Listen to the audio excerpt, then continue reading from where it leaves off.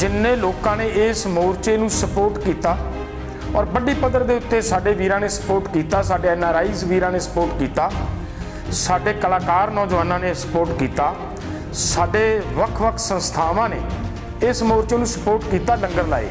तो सरकार ने की किया, उन्हां सारिआं नूं ANI दे नोटिस जारी करके एक तरह का अंदोलन नूं दबाउण दी कोशिश की कि अंदोलन की सपोर्ट करन तो ये लोग पिछे हट जाण। पर इन्हां नूं पता लग्या, जदों महसूस हो गया कि लोग अंदोलनकारियों की सपोर्ट करने तो पिछे नहीं हटणगे, तो सरकार नूं मूँह दी खानी पई, पिछे हटना पिया। पर अज की हो रहा है, साडी सरकार वल्लों इस अंदोलन दे विच लगातार जिस दिन तो ये अंदोलन चल रहा है, सरदार दर्शन सिंह धालीवाल जी होरां वल्लों लगातार लंगर की सेवा की जा रही है, लगातार। और वो जो लंगर की सेवा की, कल्ले लंगर की सेवा नहीं की, बड़ी पद्धर के उत्ते उत्थे लोकां लई शैल्टर होम बनाए, लोकां नूं वख-वख रहण दी व्यवस्था बनवा के दित्ती, ट्यूबवैल ला के दिते, पानी के प्रबंध करके दिते। और अज जेकर वो पिछले दिन ही भारत दे विच आए ने, और वो किस लिए आए ने? अपनी बेटी अपनी भतीजी की शादी के प्रोग्राम शामिल होने लिए आए ने। ते साडी सरकार की करती है, उन्होंने इत्थे अपने घर की खुशी के माहौल दे विच उस बेटी की शादी के मौके पर भी शामिल नहीं होने दे रही, और इत्थों वापस मोड़े गए ने। और इदों वध होर घिनौनी हरकत कोई हो नहीं सकती जिड्डी घिनौनी हरकत भारत सरकार ने की है। सत श्री अकाल दोस्तों, तुसी पिछले 2 दिनों तो लगातार अखबारां दे विच छपदियां खबरां तो मेरा ख्याल है अंदाज़ा ला लिया होना, सूचना मिल गई होनी सारे देशवासियों नूं कि किस तरीके दे नाल अंदोलनकारियों की सपोर्ट करने वाले सपोर्टरां नूं अते खास करके जे कह लिया जाए कि सिख कम्यूनिटी नूं किस तरीके दे नाल भारत सरकार वल्लों बेगानगी का एहसास करवाया जा रहा है। साडे अगर इनू जदों तो मोर्चा शुरू होया उदों तो निगाह मार के वेख्या जाए तो जिन्ने लोगों ने इस मोर्चे नूं सपोर्ट किया और बड़ी पद्धर के उत्ते साडे वीरां ने सपोर्ट किया, साडे NRIs वीरां ने सपोर्ट किया, साडे कलाकार नौजवानों ने सपोर्ट किया, साडे वख-वख संस्थावां ने इस मोर्चे नूं सपोर्ट किया, लंगर लाए। तो सरकार ने की किया, उन्हां सारिआं नूं ANI दे नोटिस जारी करके एक तरह का अंदोलन नूं दबाउण दी कोशिश की कि अंदोलन की सपोर्ट करन तो ये लोग पिछे हट जाण। पर इन्हां नूं पता लग्या, जदों महसूस हो गया कि लोग अंदोलनकारियों की सपोर्ट करने तो पिछे नहीं हटणगे, तो सरकार नूं मूँह दी खानी पई, पिछे हटना पिया। अज की हो रहा है कि पिछले समय दे विच ये उही कौम है जिस कौम ने लगातार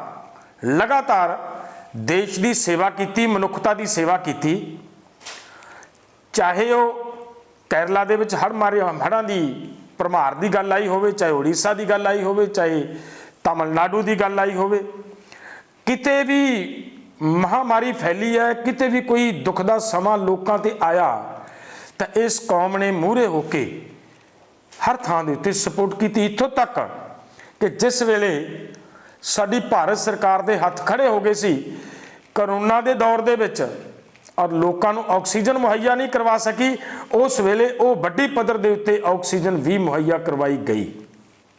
ये इस कौम ने किया। इन्हां कौमां दी, इस कौम की दरिया दिली का एक प्रूफ है कि इन्होंने कोई नहीं वेख्या कि एक कौन है, हिंदू है, सिख है, मुस्लिम है, ईसाई है, कौन है, वो नहीं देखा। उन्होंने देखा कि एक मनुख है, एक इंसान है, इन्हूं मेरी सपोर्ट की लोड़ है, तो उत्थे इन्होंने सपोर्ट की, सपोर्ट दे विच उतरे। पर अज की हो रहा है, साडी सरकार वल्लों इस अंदोलन दे विच लगातार जिस दिन तो ये अंदोलन चल रहा है, सरदार दर्शन सिंह धालीवाल जी होरां वल्लों लगातार लंगर की सेवा की जा रही है, लगातार। और वो जो लंगर की सेवा की, कल्ले लंगर की सेवा नहीं की, बड़ी पद्धर के उत्ते उत्थे लोकां लई शैल्टर होम बनाए, लोकां नूं वख-वख रहण दी व्यवस्था बनवा के दित्ती, ट्यूबवैल ला के दिते, पानी के प्रबंध करके दिते। और अज जेकर वो पिछले दिन ही भारत दे विच आए ने, और वो किस लिए आए ने? अपनी बेटी अपनी भतीजी की शादी के प्रोग्राम शामिल होने लिए आए ने। तो साडी सरकार की करती है? उन्होंने इत्थे अपने घर की खुशी के माहौल दे विच उस बेटी की शादी के मौके पर भी शामिल नहीं होने दे रही, और इत्थों वापस मोड़े गए ने। और इदू वध होर घिनौनी हरकत कोई हो नहीं सकती जिड्डी घिनौनी हरकत भारत सरकार ने की है। मैं ये जे कहा कि भारत सरकार बिल्कुल नादरशाही फरमान जारी करने दे उत्ते या तानाशाह हो निबड़ी, तो ये कोई दो रावा नहीं, बिल्कुल सच है। ये कर विखाया भारत सरकार ने कि जो भी कोई अंदोलनकारियों को रोटी भी खवाएगा तो उहदे लई भी ये सज़ा देणगे, उन्होंने भी सज़ा भुगतनी पेगी। कोई भी आदमी किसी ने साडे पक्ष दे विच ट्वीट किया है, उन्होंने भी सज़ा भुगतनी पई है। इत्थे ये हालात चल रहा है भारत सरकार दे विच। इहदा मतलब की निकलता है कि भारत सरकार पूरी तरह डिक्टेटर हो चुकी है, तानाशाह हो चुकी है। पर भारत सरकार नूं मन लेना चाहिए है कि तुहाडे इस तानाशाह रवैये दे नाल, इस डिक्टेटरशिप दे नाल अंदोलन दबण वाला नहीं। जिन्ना भी तुसी इस अंदोलन नूं दबाउण दी कोशिश करोगे, जिन्ना भी साडे सपोर्टर्स नूं तुसी तकलीफ देण दी कोशिश करोगे, ये अंदोलन उतना ही प्रचंड होएगा, उतना ही मजबूत होएगा।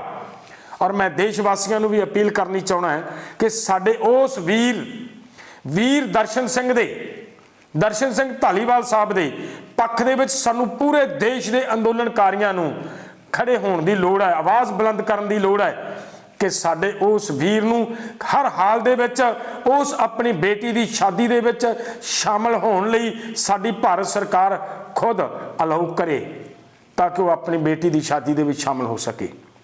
और असी मानयोग साडे राष्ट्रपति नूं भी संयुक्त मोर्चे वालों अपील करांगे कि अजिहा करना बंद करे भारत सरकार। अजिही तानाशाही, अजिही बुरशागर्दी किसी हालत दे विच प्रवान नहीं की जाएगी। और जिस तरीके दे नाल सिख कम्यूनिटी नूं या अंदोलन दे सपोर्टर्स नूं जिस तरीके दे नाल टारगेट किया जा रहा है, तो ये कदे ना कदे जाके भारत सरकार नूं ये खमियाजे भुगतने पैणगे। जे ये सोचती है भारत सरकार, जां सोचते ने नरेंद्र मोदी जी, या सोचते ने अमित शाह जी कि असी इत्थे हिंदुत्व राज लैके आना है, ले आवांगे, मैनू लगता है ये एक तरह की किसी एक कम्यूनिटी नूं बेगानगी का एहसास करवा के अगर ये सोचन, तो मैनू लगता है ये हो नहीं सकना। और बहुत बड़ा इस सारी इन्हां दी सोच का जनाजा निकलेगा। और देश एकजुट है, एकजुट होकर रहांगे। असी हिंदू सिख मुस्लिम ईसाई सारे एक हाँ अते एक रहांगे, एक रहांगे। और हर हाल दे विच ये मूँह की खानी पैगी। और राष्ट्रपति जी नूं साडी फिर तो अपील है संयुक्त मोर्चे वालों कि कृपा करो जी, आप ये इंटरफेयर करो। अज कित्थे है साडी मानयोग सुप्रीम कोर्ट? इंटरफेयर करन दी लोड़ अज साडे उस वीर नूं जिहड़ा अपनी बच्ची की शादी के मौके ते इत्थे शामिल होने लई आ रहा है। की कीता उन्हें, की गुनाह किया है? सिर्फ गुनाह यह किया है कि उन्हें इत्थे लोड़वंदां नूं रोटी खवाई है, उन्हें लोड़वंदां नूं शेल्टर बना के दिता है, सिर्फ यही किया है ना। इस तो बाद होर की कीता है? की गुनाह करता? की उन्हें देश लई वखवादी आओ? की मतलब तालेबानी है? कौन आ वो आदमी? वो आदमी है, मैनू ये पता लग्या कि उन्होंने अमेरिका दे विच ग्रीन कार्ड मिलिया होया है। और एडा बड़ा जिम्मेवार आदमी और उस आदमी दे नाल अजिहा करना मैनूं लगदा अति निंदनीय है, जिन्हों असी संयुक्त मोर्चे वालों बुरी तरह निखेधी करते हैं। और राष्ट्रपति को मंग करते हैं कि साडे उस वीर नूं मुड़ दोबारा भारत दे विच अपनी उस बच्ची की शादी दे विच शामिल होने लई दोबारा उन्होंने टाइम दिता जाए, वो इत्थे आउण, आके आपदे बच्चे की शादी शामिल होण। धन्नवाद जी।